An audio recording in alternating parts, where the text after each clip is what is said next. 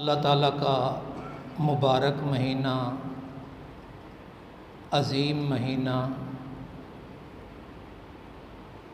برکتوں اور عظمتوں والا مہینہ، جس کی آمد ہے۔ اللہ تبارک و تعالی اس اپنے مہمان کی صحیح معنی مہمانی اور میزبانی کرنے کی توفیق عطا فرمائے، اور صحیح معنی اس کی قدر کرنے کی توفیق عطا فرمائے۔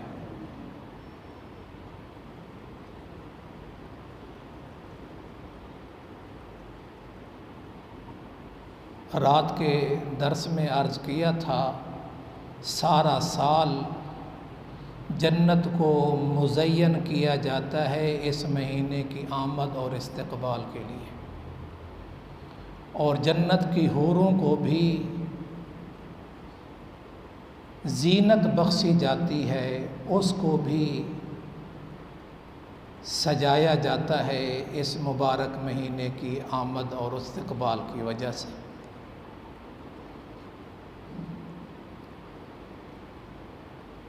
خوش نصیب ہوں گے، بلکہ آپ ہی خوش نصیب ہیں، خوش نصیبوں میں سے ہیں کہ انشاءاللہ اللہ رب العزت آپ کو ایمان کی سلامتی کے ساتھ یہ مبارک مہینہ نصیب فرمانے والا ہے۔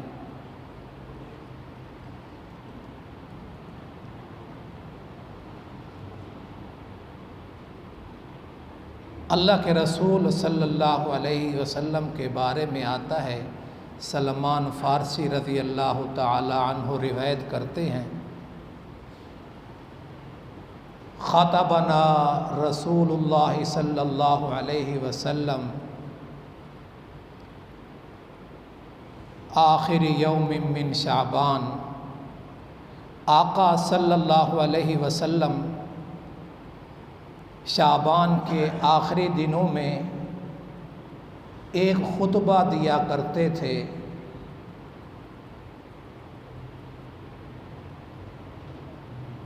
خطبہ دینے والا کون ہے اس کا تذکرہ بھی کروں گا۔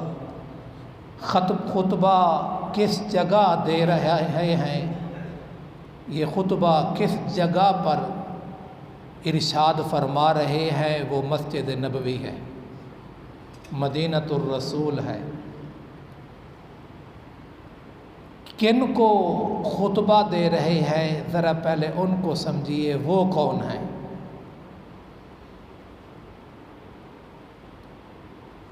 آپ صلی اللہ علیہ وسلم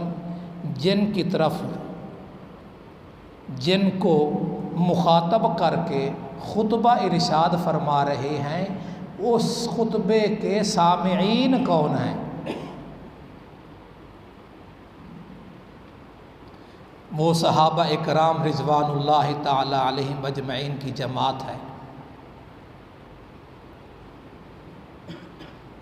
جس کے بارے میں اللہ رب العزت نے قرآن مقدس میں کئی مقامات پر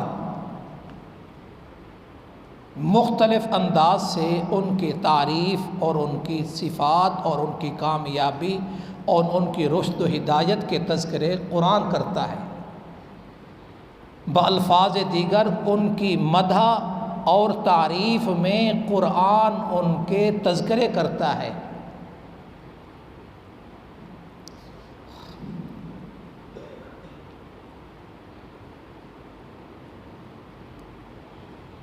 کہیں قرآن کہتا ہے اولئک ھم الراشدون، اولئک ھم الراشدون۔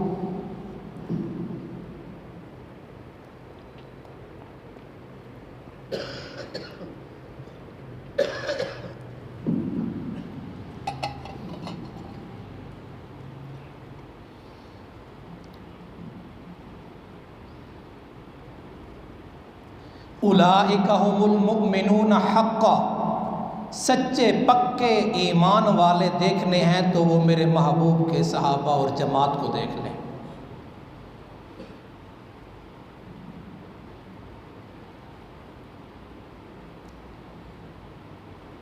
کہیں اللہ تبارک و تعالی نے عجیب اور انوکھا انداز اختیار کیا اور فرمایا اولئک حزب اللہ۔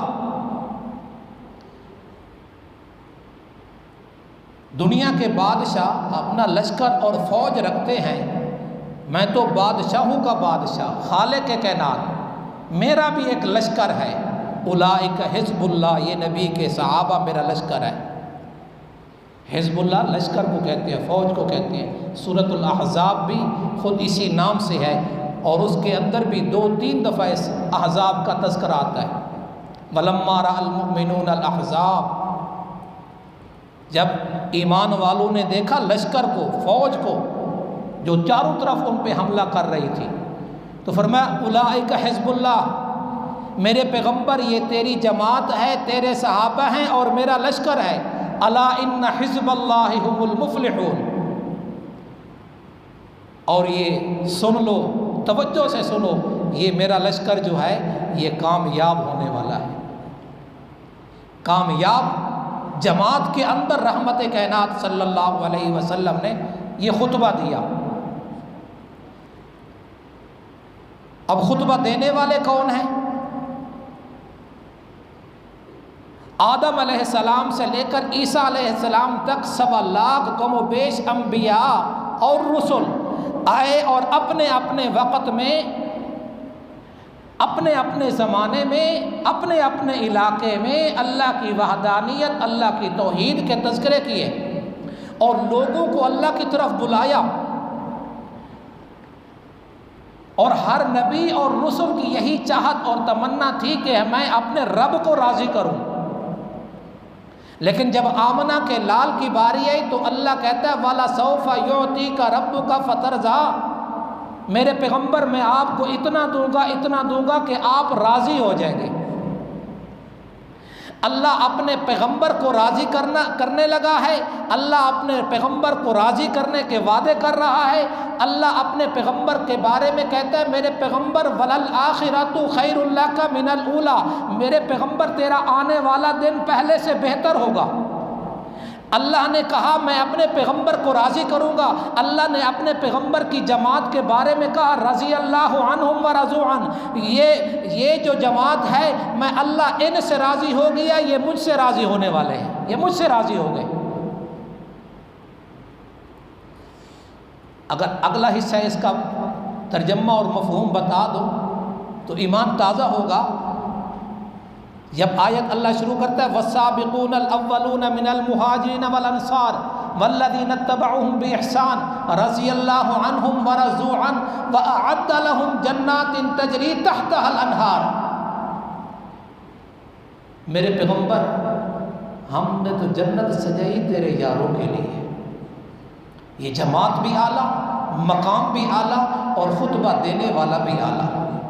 اور خطبہ دینے والا کیا خطبہ دیتا ہے؟ اللہ کے رسول صلی اللہ علیہ وسلم فرماتے ہیں یا ایھا الناس قد اظلکم شہر عظیم،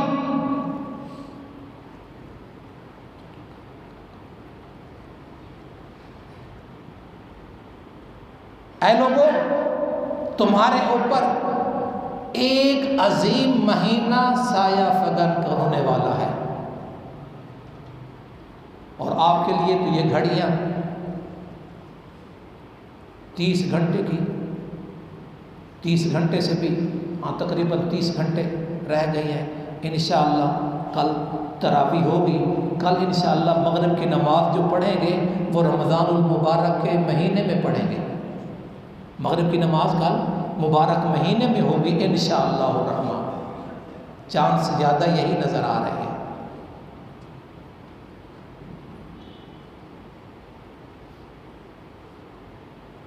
قد اظلکم شہر عظیم، تمہارے اوپر ایک عظیم مہینہ آنے والا ہے، سایہ کرنے والا ہے۔ کتنا عظیم؟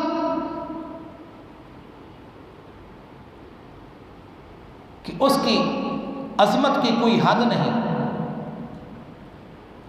وہ اتنا عظیم ہے کہ اس کی عظمت کی کوئی حد نہیں۔ المطلق اذا یطلق، جب کسی چیز کو مطلق عظمت بیان کی جائے تو اس کی عظمت کی کوئی انتہا نہیں۔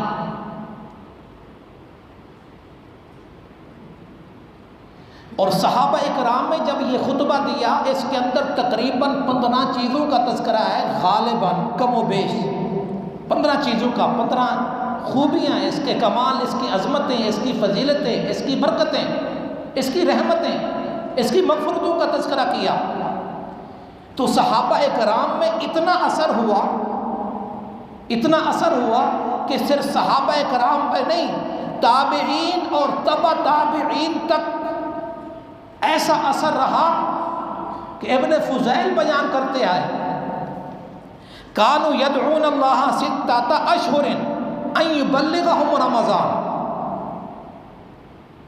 یہ تابعی ہیں، مشہور تابعی، وہ کہتے ہیں 6 مہینے تک ہم اللہ تبارک و تعالی سے رمضان المبارک کا مہینہ مانگا کرتے تھے کہ اللہ یہ مبارک مہینہ ہمیں نصیب فرما دے، ان یبلغہم رمضان، ہمیں رمضان تک پہنچا دے۔ اور جب رمضان مبارک کا مہینہ نصیب ہو جاتا تو پھر کیا کرتے؟ اس کو میں اللہ کو راضی کرنے والے اعمال میں لگ جاتے، اس مبارک کے مہینے کی عظمتیں اور برکتیں، انوارات، تجلیات، رحمتیں، مغفرتیں، برکتیں حاصل کرنے میں لگ جاتے، اور پھر ساتھ دعا شروع کرتے تھے، کانوا ثم یدعونہ ستۃ اشہر ان یتقبلہ منہم۔ پھر 6 مہینے تک اس مبارک مہینے کی عبادات کی قبولیت کی دعائیں کرتے رہتے تھے۔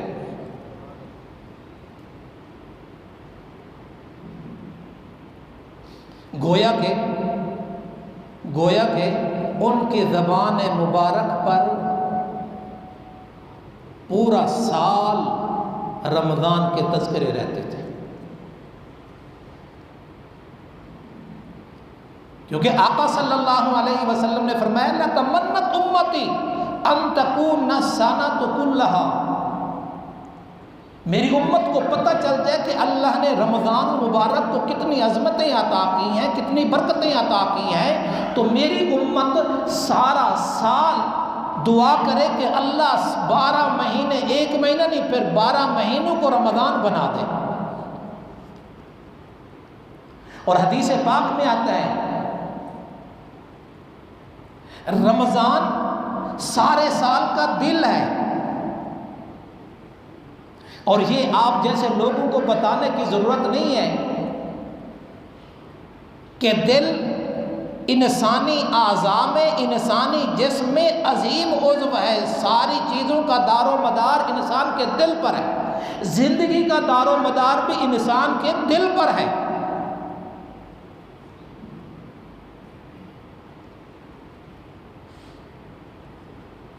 گویا کہ بقیہ 11 مہینوں کو اعضاء سمجھ لے، آنکھیں سمجھ لے، کان سمجھ لے، ہاتھ سمجھ لے، پاؤں سمجھ لے، ٹانگیں سمجھ لے، اور رمضان المبارک کو کیا سمجھے؟ دل سمجھے۔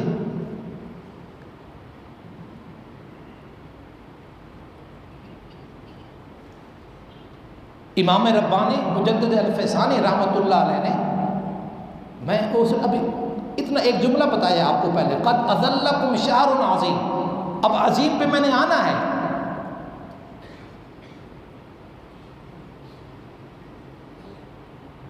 امام ربانی مجدد الفسانی رحمۃ اللہ علیہ نے اپنے مکتوبات میں لکھا ہے، فرماتے ہیں کہ رمضان المبارک میں اللہ کی رحمتیں اور برکتوں کا اتنا نزول ہوتا ہے، اتنی برکتیں اور رحمتیں نازل ہوتی ہیں، اگر بقیہ 11 مہینوں کے ساتھ نسبت دی جائے تو ان میں وہی نسبت ہوگی جو سمندر اور قطرے میں نسبت ہوتی ہے۔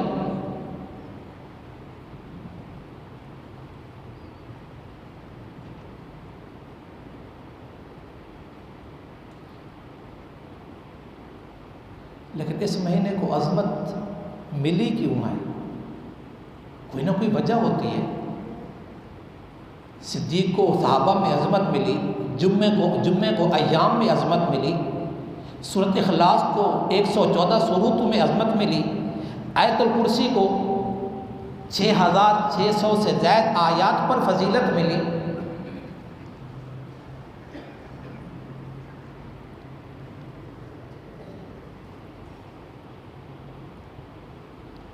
تو عظمت ملنے کی کوئی وجہ ہوتی ہے، اس مہینے کو عظمت کس وجہ سے ملی، اس کا تذکرہ بھی اللہ رب العزت نے قرآن مجید میں کیا۔ شہر رمضان الذی انزل فیہ القرآن، اس مہینے کی ایک رات میں ہم نے قرآن کو نازل کیا۔ مہینے میں نازل ہوا تو مہینہ سارے مہینوں کا سردار بن گیا، مہینہ شہر اللہ بن گیا۔ جس رات میں نازل ہوئی وہ رات ساری راتوں سے افضل اور عظمت والی بن گئی۔ اس رات کا تذکرہ کرتے ہوئے فرمایا لیلۃ القدر خیر من الف شہر، وہ ایک رات 1000 مہینوں سے زیادہ افضل عبادت کا ثواب رکھتی ہے۔ ایک آدمی 1000 مہینے تک عبادت کرتا رہے، موقع مل جائے، صحت مل جائے، وقت مل جائے، حالات سازگار ہوں، وہ عبادت کرتا چلا جائے، 1000 مہینے کی عبادت نیچے رہ جائے گی، اس رات کی عبادت اس سے زیادہ افضل ہے قرآن مجید کی وجہ سے۔ تو رحمت کائنات صلی اللہ علیہ وسلم نے صحابہ کرام کے سامنے اس مہینے کی عظمت کا تذکرہ کیا۔ صحابہ کرام نے اس کو دل دماغ میں بٹھایا اور عمل سے اس کا ثبوت دیا، اور پھر صحابہ تابعین تک اس کا اثر یہ ہوا کہ اللہ رب العزت نے تابعین اور تبع تابعین کہ دلوں میں اس مہینے کی عظمت اتنی پیدا ہو گئی، اتنی عظمت آ گئی کہ وہ 6 مہینے اس کو مانگا کرتے تھے اور پھر 6 مہینے اس کی قبولیت مانگا کرتے تھے۔ مفتی صاحب آگے آ جائیں۔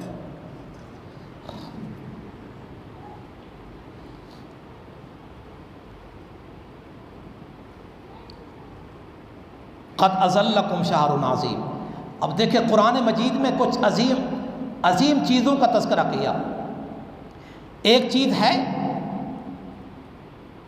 شرک، اس کا تذکرہ کرتے ہوئے فرمایا ان الشرک لظلم عظیم، شرک تمام گناہوں سے سب سے بڑا گناہ ہے، عظیم گناہ ہے، سب سے بڑا گناہ ہے۔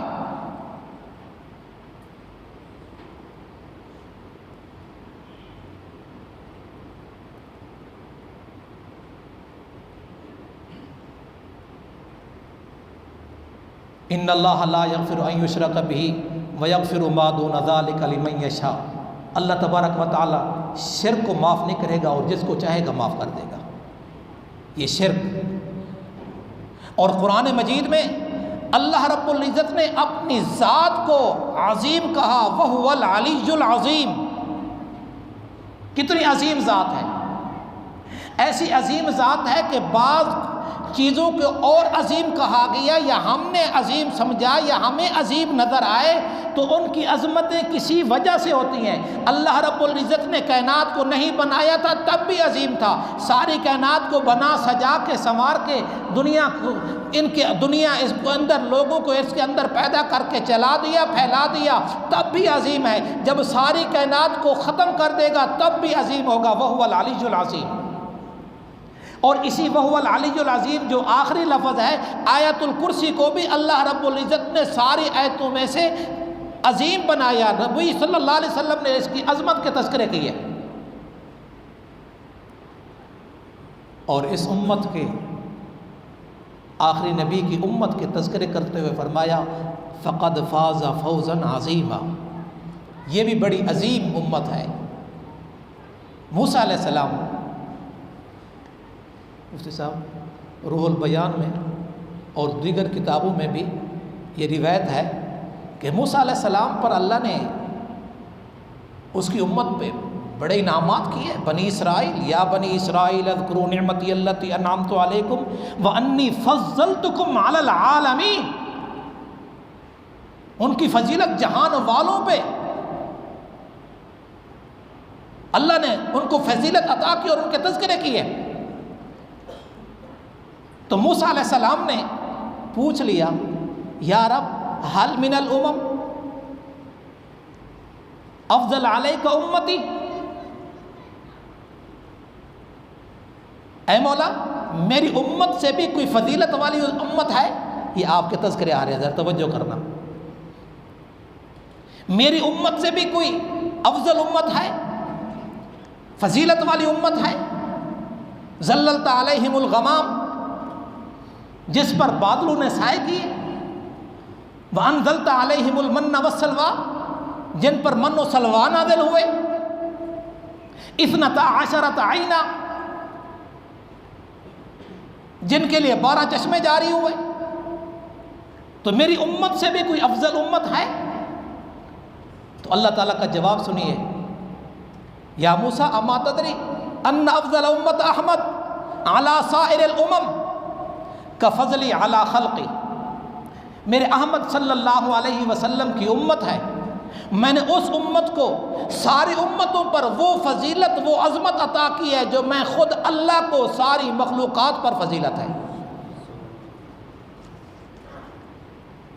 فقد فاز فوزا عظیما، یہ امت بھی بڑی عظیم امت ہے، بڑے مقام والی امت ہے. کیونکہ ہمارے نبی آخری نبی ہیں، ہمارے نبی کے بعد کوئی نبی، ذرا اونچا بول دو، ختم نبوت کا مسئلہ ہے.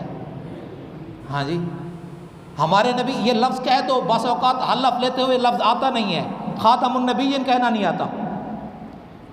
ایک دفعہ آپ بھی کہہ دیں ہمارے نبی خاتم النبیین ہیں، سید المرسلین ہیں، شفیع المذنبین ہیں. تو ہمارے نبی صلی اللہ علیہ وسلم آخری امت، اللہ آخری نبی، اور ہمارے نبی کی امت آخری امت. جو پہلے نبیوں کی نبوت کی صداقت کی اور نبوت کی دلیل اور گواہی کے طور پہ پیش کی جائے گی یہ امت. تو فرمایا یہ امت بھی عظیم. اور ایک اور چیز کا تذکرہ کروں گا، انکا لعلی خلق عظیم. میرے پیغمبر آپ بہت عظیم اخلاق والے ہیں.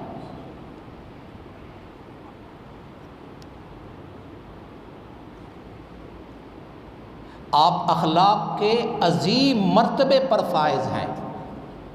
تو ہمارے نبی صلی اللہ علیہ وسلم کے اخلاق کا تذکرہ کرتے ہوئے فرمایا قد، آپ صلی اللہ علیہ وسلم عظیم اخلاق والے ہیں. تو فرمایا قد اذلکم شہر عظیم، شہر مبارکہ. اور یہ مہینہ اللہ رب العزت نے عطا کیا ہے. اس مہینے میں 2 خاص عبادتیں ہیں، خاص طور پر نماز 5 گانا، بقیہ 11 مہینے میں بھی فرض ہیں، لیکن روزہ فرض کس مہینے میں؟ آنے والے مبارک مہینے میں. نماز تراویح سنت، یہ بھی صرف اسی مہینے میں.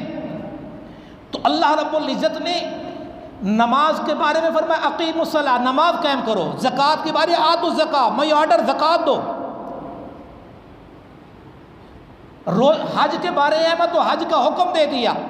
جتنے فصلی لربک وانحر، قربانی کا تذکرہ ہے تو فرمایا میرے پیغمبر قربانی کر. جتنی احکامات ہیں اللہ نے حکم دیا. لیکن جب روزے کی باری آئی تو اللہ نے تمہید باندھی، ترغیب دی، اور فرمایا یا ایھا الذین آمنوا کتب علیکم الصیام کما کتب علی الذین من قبلکم. اے ایمان والو، رمضان مبارک کے روزے تم پر فرض کیے گئے ہیں. اور اس کو بوجھ نہ سمجھنا. انسان کے دل میں خیال آ سکتا ہے، کوئی کمزور ایمان والا وہ کہہ سکتا ہے کھانا حلال ہے، حلال کمائی سے بنایا ہوا ہے، پاکیزہ طریقوں سے بنایا گیا ہے، کھانا حلال ہے، لیکن ایک وقت سے لے کر ایک وقت تک کھانے سے روکا گیا، پینے سے روکا گیا، خواہشات سے روکا گیا. شاید انسان کے دل میں کوئی بوجھ سا محسوس ہو. تو اللہ تعالیٰ فرمایا نہیں، تم بوجھ نہ محسوس کرو. کما کتب علی الذین من قبلکم، تم سے پہلوں پر بھی روزے فرض کیے گئے تھے. آدم علیہ السلام نے روزے رکھے، نوح علیہ السلام نے روزے رکھے، موسیٰ علیہ السلام نے روزے رکھے، ابراہیم علیہ السلام نے روزے رکھے، داؤد علیہ السلام نے روزے رکھے، عیسیٰ علیہ السلام کی امت کو روزے ملے. آدم علیہ السلام ایام بیج کے روزے رکھتے تھے، نوح علیہ السلام ایام یوم عاشورہ کا روزہ رکھتے تھے، داؤد علیہ السلام تواتر کے ساتھ 6 مہینے روزہ رکھتے تھے، 6 مہینے افطار، ایک دن روزہ ایک دن افطار، ایک دن روزہ ایک دن افطار۔ موسیٰ علیہ السلام کے 40 روزوں کا تذکرہ ہے۔ عیسیٰ علیہ السلام پر 2 مہینے، آج بھی اس کی قوم 2 مہینے کے روزے رکھتے ہیں۔ تو فرمایا پہلے روزوں، پہلی امتوں پر بھی روزے فرض تھے، صرف تم پر فرض نہیں کیے گئے، پہلی امتوں پر بھی فرض تھے۔ توجہ کریں، ٹائم ساتھ نہیں دے رہا۔ آدم علیہ السلام کے روزوں کا تذکرہ کرنا چاہتا ہوں۔ اللہ تبارک و تعالی نے آدم علیہ السلام کو جنت میں پیدا کیا، اماں حوا کو پیدا کر دیا، دونوں رہ رہے ہیں جنت میں۔ اللہ نے فرمایا لا تقربا هذه الشجرہ، اس درخت کے قریب نہیں جانا۔ چلے گئے، ناسی آدم علیہ السلام بھول گئے، چلے گئے۔ اللہ نے جنت سے اتار دیا، جنت کا لباس اتار دیا، جنت سے نیچے اتار دیا۔ بڑی عجیب بات لکھی ہے علماء کرام نے، آدم علیہ السلام کہاں اترے؟ کوئی اعتماد اور وثوق کے ساتھ نہیں کہہ سکتا، لیکن اماں حوا کہاں اتری؟ جی جدہ میں۔ آج تک وہی نام چلا آ رہا ہے، جدہ نانی یا دادی دونوں کو کہتے ہیں۔ آدم علیہ السلام آ گئے، معافیہ مانگتے رہے، دعائیں کرتے رہے، دعا کی ربنا ظلمنا انفسنا وان لم تغفر لنا وترحمنا لنکونن من الخاسرین۔ دعا قبول ہو گئی، معافی کے اعلان ہو گئے، راضی اور صلح کا ہو گیا۔ تو آدم علیہ السلام چلتے پھرتے کسی آئینے میں، کسی پانی میں، کسی چیز میں اپنی تصویر دیکھی، اپنی شکل دیکھی۔ تو جب شکل دیکھی تو محسوس کیا جو جنت میں رعنائیاں تھی، جو جنت میں حسن تھا، جو جنت میں کمال و جمال تھا، وہ محسوس نہیں کر رہا۔ تو دعا کی اللہ جنت، یا اللہ معافی مل گئی ہے، راضی ہو گئی ہے، تو وہ نعمتیں حسن و جمال والے بھی واپس کر۔ فرمایا نہیں، اب اگر وہ لینا ہے تو اس کے لیے آپ کو روزے رکھنے پڑیں گے۔ ایام 20، ایام 20 کہتے ہیں جو دن بھی اور دنوں سے روشن، جو راتیں اور دنوں سے روشن۔ ایام 20 کون سے ہیں؟ 13، 14، 15۔ 14ویں کا چاند ہم کہتے ہیں، کیوں؟ کہ وہ وقت آگے پیچھے سے زیادہ روشن ہوتا ہے۔ تو آدم علیہ السلام نے روزہ رکھا، اگلے دن شکل دیکھی تو حسن میں اضافہ نظر آیا، پھر دوسرا روزہ رکھا تو پھر حسن اضافہ نظر آیا، پھر تیسرے دن روزہ رکھا تو حسن میں اضافہ نظر آیا۔ تو آدم علیہ السلام نے اس طرح روزے رکھنا شروع کر دیے، اور یہ پیغام امت تک اور آدم علیہ السلام کی اولاد تک پہنچ گیا کہ اگر جنت کا حسن، جنت کا کمال، جنت کی نعمتیں حاصل کرنی ہیں تو پھر روزے رکھا کرو، روزے رکھو۔ شیخ عبد القادر جیلانی غنیت الطالبین میں، غنیت الطالبین کتاب ہے نا، غنیت الطالبین میں لکھا ہے کہ رمضان المبارک کا ہر حرف اس کی صفت کو ظاہر کرتا ہے۔ رمضان المبارک میں کتنے لفظ ہیں؟ 5 ہیں، را، میم، ضاد، الف، نون، 5 دن ثابت ہو گئے۔ تو 5 رمضان کا ہر حرف اس کی صفت اور اس کی خوبی کا تذکرہ کرتا ہے۔ را بتاتی ہے رمضان کی رات، بتاتی ہے کہ رحمت کا مہینہ ہے۔ میم بتاتی ہے کہ مغفرت کا مہینہ ہے۔ ذات بتاتا ہے جنت کی ضمانت کا مہینہ ہے۔ الف بتاتا ہے الف اور انس اور الفت کا مہینہ ہے۔ نون بتاتی ہے نورانیت کا مہینہ ہے۔ یعنی کیا مطلب؟ جس نے رحمتیں حاصل کرنی ہو، مغفرتیں حاصل کرنی ہو، جنت کی ضمانت لینی ہو، الفت و انست چاہتا ہو، نورانیت چاہتا ہو، وہ مبارک مہینے کی عبادت کر لے، مبارک مہینے میں اللہ کے لیے اللہ کو راضی کر لے، یہ ساری چیزیں اس کو مل جائیں گی، یہ ساری چیزیں اس کو مل جائیں گی۔ تو فرمایا قد اظلکم شہر عظیم، تمہارے اوپر عظیم مہینہ آنے والا ہے۔ آگے تقریباً کم و بیش جو ہے نا 14-15 ان کی خوبیوں کے تذکرے ہیں۔ انشاءاللہ زندگی رہی تو وہ اگلے دروس جو ہمارے مغرب کے دروس ہوں گے اس میں انشاءاللہ اس کا تذکرہ کریں گے۔ ارادہ تھا کہ رمضان المبارک کی جو پہلی رات کا تذکرہ ہے وہ بھی کر دیا جائے، لیکن ٹائم نہیں ہے۔ انشاءاللہ مغرب کے درس میں رمضان المبارک کی پہلی رات کا بھی تذکرہ مغرب کے درس میں ہوگا۔